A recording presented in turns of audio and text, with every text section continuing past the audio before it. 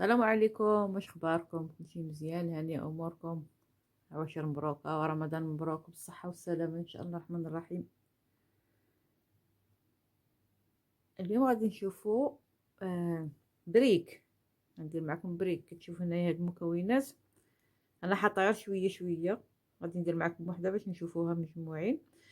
بطاطا مسلوقه درت فيها مليحه، هذا اللي كيبان هنايا كحل البزار، شويه ديال المعدنوس، شويه ديال الكبار، بيضه والثوم وشويه ديال الفرماج محكوك. هذه المكونات اللي غنحتاجو، بالاضافه لورقه ديال البسطيله. نحتاج ورقه ديال البسطيله مع هاد المكونات كامله. نبداو حاجه سهله ولكن كتجي زوينه، كتجي زوينه. الورقه ديال البسطيله كناخذوها بحال هكذا وكنعينوا حنايا بعيننا، يعني النص ديالها، ولا نقدروا نديروا بحال هكذا ونعرفوا النص ديالها هو هذا.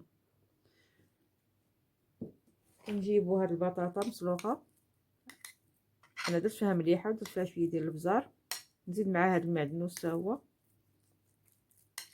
ولا نقدر نحطو من فوقها من بعد، ولا على حساب كل حد، ماشي شي حاجه صعيبه.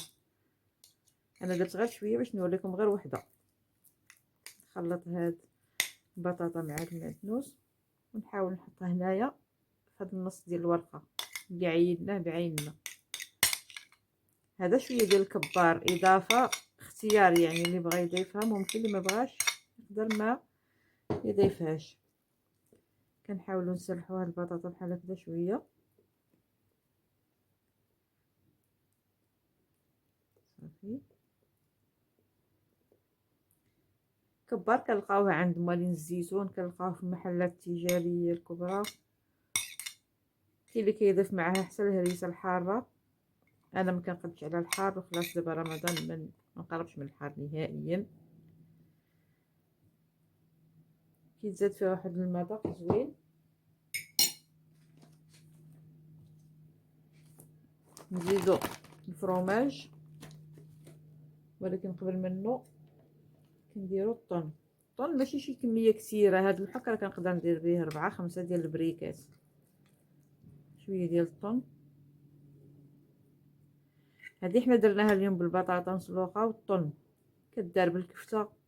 الا درنا الكفته ما كنديرو لا بطاطا ولا طن، نديرو كفته فرomاج والبيض ونسمه باش ما بغينا. هاد الكميه كافيه. نحيدو هاد الحكيك ديال الطن، نسرحو هاد الطن اللي كاين عندنا هنا.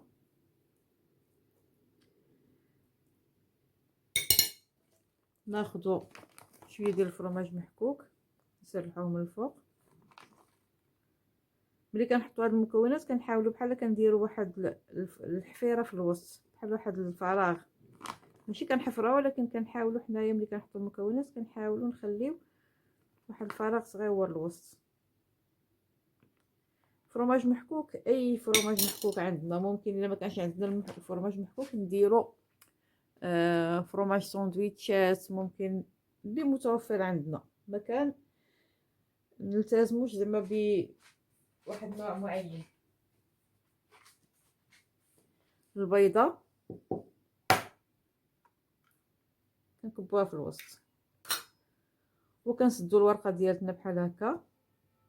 انا كنزيد كنسدها من هنا وكنسدها من هنا، والمقله كتكون سخونه فيها الزيت، كنحطها كتقلى.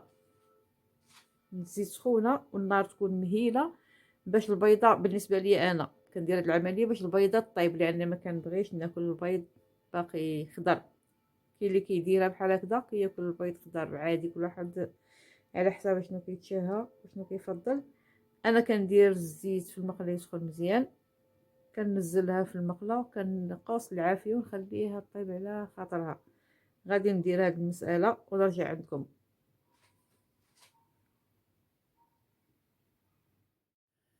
ها حنا رجعنا. الحبه ديال البريك، ولا كما يقولوا توانسه كعبه بريك، ها هي حاضره. كتقدم بحال هكذا مع الحامض. كنعضوا منها بسناننا، ما كنقطعوش بيدنا، كنعضوا كنعصرو الحامض وكناكلو. كتقدم مع الشوربه. انا عندي هنا اليوم الحريره. بالصحه والراحه. نتمنى ان هذه الطريقه تكون عجبتكم وتفكروا تجربوها. حاجه بسيطه سهله وبنينه، مختلفه شويه. هي انا تعلمتها مع توانسه، بريك تونسي. ورقه ديال البسطيله، شويه ديال البطاطا مسلوقه مع شويه ديال المعدنوس، طن، فرomاج وبيضه. هذا ما كان. الا بغينا نضيفوا لها كما درت انا اليوم شويه ديال الكبار، اهلا وسهلا. شويه ديال الهريسه، اهلا وسهلا ايضا. اي سينو كنكتفي بالمكونات الاساسيه.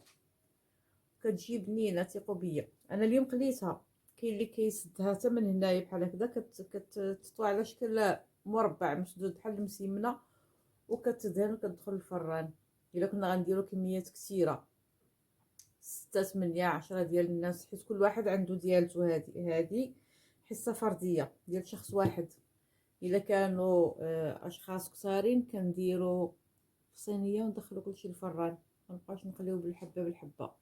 بالصحه والراحه. نتمنى ان الطريقه تعجبكم وتفكروا تجربوها، وكنتمنى تجربوها لانها زوينه، سهله وبنينه بزاف.